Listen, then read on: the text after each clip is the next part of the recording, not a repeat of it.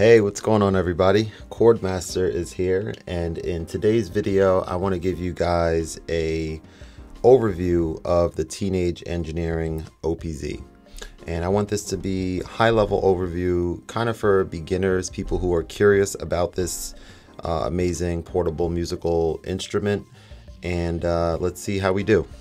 All right, so I've owned my OPZ here for about a little over 2 years, maybe 2.5 years, and I absolutely love it.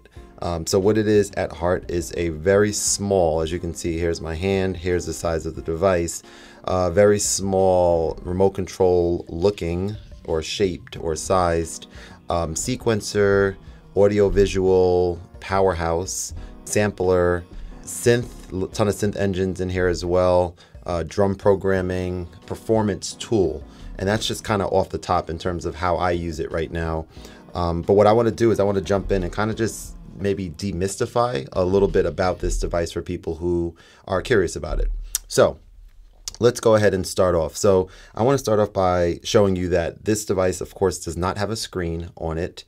And that's why I have my iPad mini up top here. I use this most of the time without using any screen, but you can connect this wirelessly to your Android or iOS device. You can connect it to your phone to get some additional feedback about what it is that you're doing on the device. I started using this when I first got it with the screen. With a screen connected to it this way, so I can kind of understand what's going on. But I, like I said, rarely use it nowadays because I'm really sort of in tune with everything. So I'm going to leave the screen on for you guys so we can kind of walk through what's happening here. So if you take a look in the top left, you have these 4 buttons, right? So if you press and hold this first button, this lets you change which project by hitting numbers 1 through 0, which project you're in. So for example, I can press 2, 3, 4, 5, 6, 7, 8, 9, and 0. And as you see up here, all of these red dots indicate that within project 1, there is a pattern here. There's a pattern here. There's a pattern here. Wherever there's a red dot, these are different patterns. So for example, project 1, let's go all the way over here to this last pattern I have for project 1. If I let go and hit play, you hear one pattern that's going on. Now, if I press and hold and hit the next one, here's a different pattern. Press and hold, hit this, here's another one. So as you see, the way that I have this programmed is that within each project, every pattern sounds very, very different. I've seen other people program this such that project 1 is essentially the same song with different sections and different variations and things like that. So yeah, so that's how you get to different sections on here, right? You press and hold, and now if you want to go to, like, I want to start a brand new project, you can press and hold and go over wherever there's an unlit section right here. So now if I hit play, you're going to hear nothing playing because there's nothing going on there. So that's the first thing. I should mention that when you first receive it, for numbers 1 through 9, there are several sort of stock projects in there and patterns in there. And I think 0 has is completely blank. So that's where, you can start with. So that's the first thing I wanted to share. Next, if you press and hold this button, this is the mixer page. So this lets you kind of change your different sections, and we're going to talk about what each of these symbols mean in just a moment. So that's your mixer page, and you have your dials up top that let you control different things, like control only the drums, control only the synths, punch, as well as master. Then if you press and hold the next section, this is your tempo page, right? So you can change your tempo by turning this dial. You can change your swing by turning this one. You can change the sound of the metronome. So if I hit play and I press and hold here and I turn this up, you hear the metronome going, and you can change.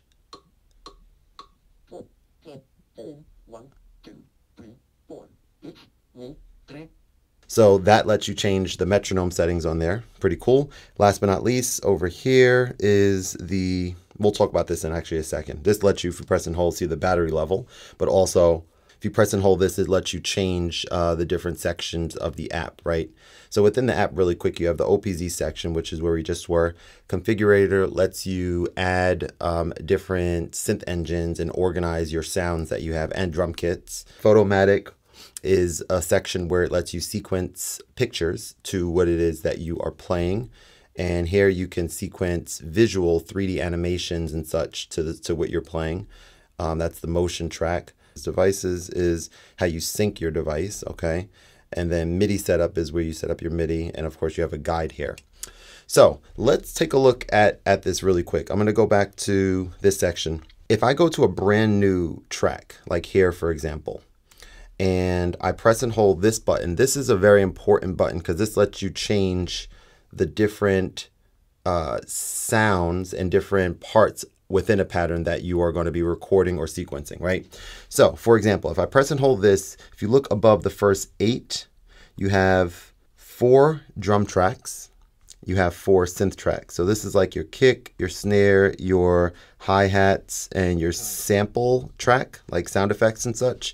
And these are all sample based. And this is your bass engines. These are your synth engines. This is your arpeggiator engines, and this is your chord engines. So if I go here and press and hold and press this, what you're gonna hear right away is these are all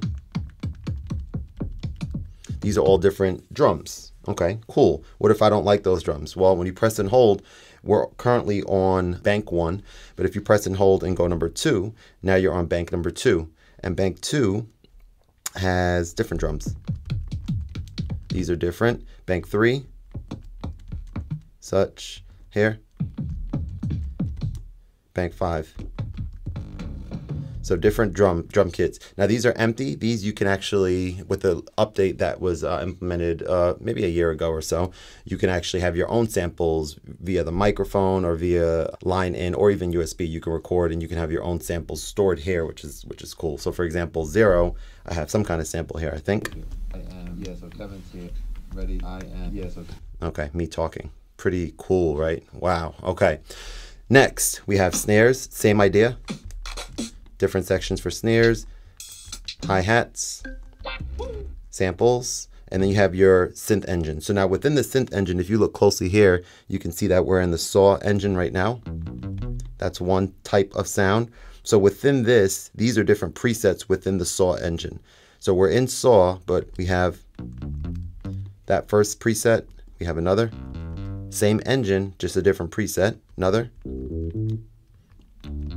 All right, and so on and so forth. So you have saw, you have Uranus, electric, digital, vault, bow, analog, organ, and EP, all on the bass.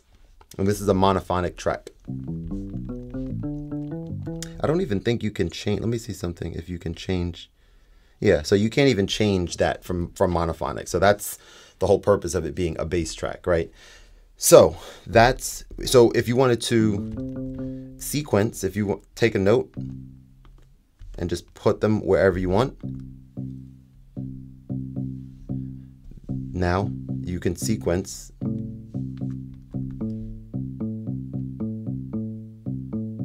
and so on and so forth, right? You can sequence there. You can change the length of the loop. So right now it's set to 1 bar. If I wanted to go to 2 bars,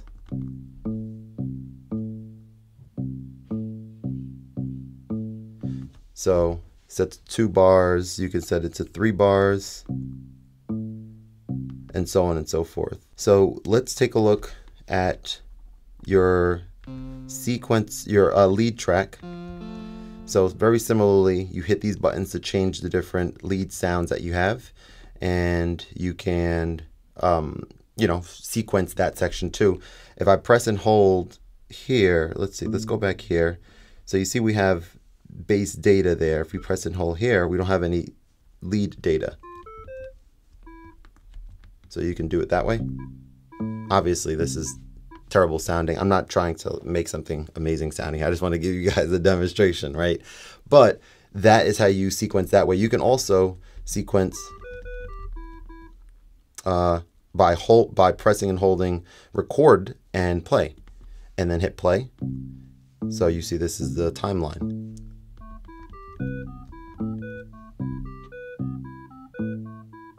Right, so that does that. Pretty cool. All right, if you don't like what you have, you can press and hold this and press stop. That's going to wipe out what you just recorded. Now we're just back to the bass. Be careful because you can't revert to that. There's no undoing or anything like that here. So same thing with arpeggiator track and chord track. And then you have some other things over here. You have your effects tracks. You have your tape track, which lets you slow down, speed up, and sort of sequence buffered sections of your song, which can get really deep if you want it to. This is an amazing track here. This is called the master track. So check this out. If I go to a different, like one of my songs on here, turn it down a little bit. So if I press and hold and I go to master track, you can press different buttons here and you can change the key of your song, like so.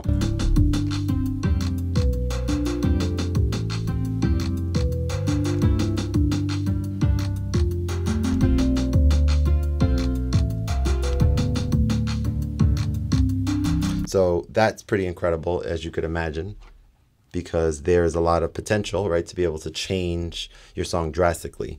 And make it just sound similar but different. And I really love messing around with the master track there a lot. Now, going back over here really quick, back to the sequence section. On each page, there are these dials here that let you control the sound. And you can see this. These are parameters. This is filter. This is resonator. If you press this button, this goes to the next page. This is your envelope, your standard ADSR envelope. So you can change stuff there. You press it again, it goes onto the LFO. So you have an LFO section, which can get really deep as well. Press it again, you have your effects section. So if you want to turn up your effect, that's an echo effect that I have stored on effect slot 1. So effect slot 1 on this project is going to be, whenever I turn this knob, that's what every song on this project is going to be affecting. All right, so that's how you do that. You have your octave buttons over here as well. How about if we go over here to some of the video functionality? So if I go to like one of my songs,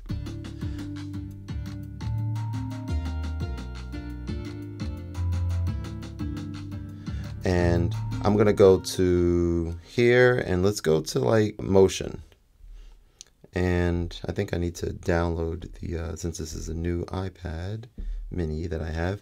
These are some pretty cool sound packs based on some popular video games.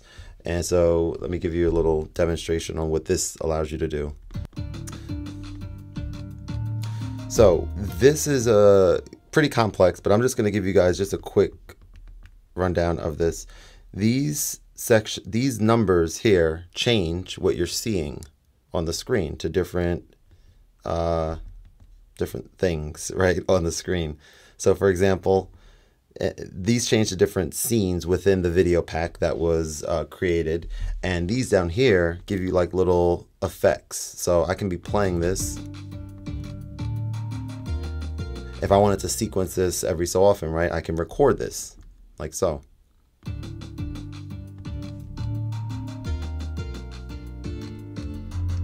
So now you see it's happening right when that part of the song happens. So this is extremely in-depth. You can create your own video packs in Unity. There's several ones that people are doing some amazing work with right now. So you guys can definitely check those out. This is, yeah, really incredible to me. I love being able to manipulate the songs that I'm playing with the video and some pictures as well in the Photomatic section. And I think the last thing for now that I want to share with you guys is a very important component, which is this. So let me come back over here to this section. And so we're playing this song. And so you can go to this performance track. Now this performance track lets you perform live music. So I have a pattern that I have already created, and you can use these punch-in effects, and you can sequence punch-in effects, but you can also actually just play them live and actually manipulate what you're hearing live, which is pretty incredible. So to that point, let me show you what I mean. And you're gonna see what's happening on the screen as I'm playing. So if I hit play,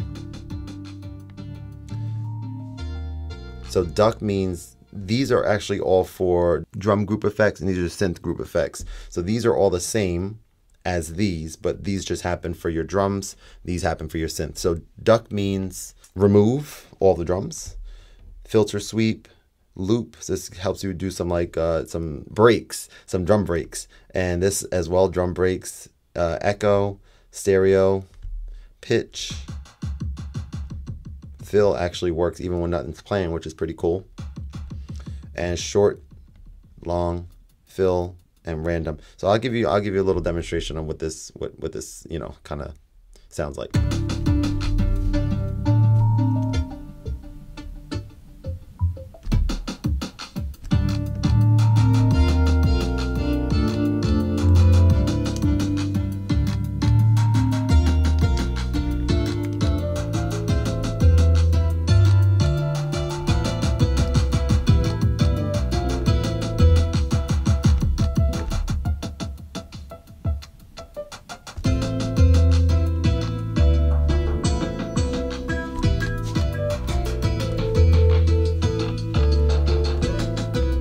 So you can do all kind of crazy things with that and just experiment and just try different things out. And you can also, like I said, sequence what you're seeing there and hearing there. And then the last thing is when you go to like a new track, and I'll just kind of show you how this works. So like if you go to drum and you go like this,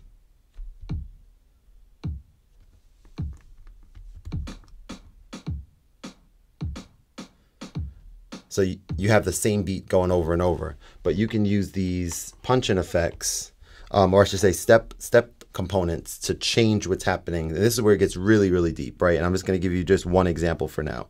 But say if I didn't want this kick to happen every time, but wanted it to happen every other time, you can press and hold Shift, press this, and these buttons down here correspond to different step components. So this step component says ignore trigger every something bar. So let's see what happens.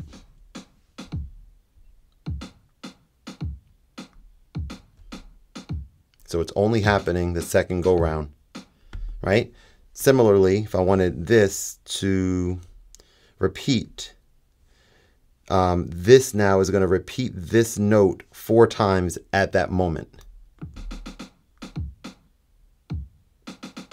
And that's not really, so that actually repeats it. That's not what I wanted to demonstrate actually. So you can press that to remove it as well. Hold. Multiply is the one I was thinking of. So multiply doesn't mess up the rhythm, right? Because it's gonna like what's the word? It's going to repeat it that many times within that same spot, if that makes sense. So watch. So it does it twice now, but if you wanted to make it 2 times, you can make it 3 times, 4 times, 5 times. What about 8 times? Right? So it's doing 8 of those notes in that moment. So it's an extremely powerful device. As you can see, this is only scratching the surface. There's also capabilities, as I mentioned earlier, to do sampling through the microphone in here as well. And it's just a really, really great device. And this is something I wanted to do for a while, just to kind of make a overview of this device that I do a ton of musical content on, and a lot of people have been asking me questions about. So hopefully this helps some of you guys out. I appreciate you guys checking out the video, and I hope you have an awesome rest of your day. All right, take care.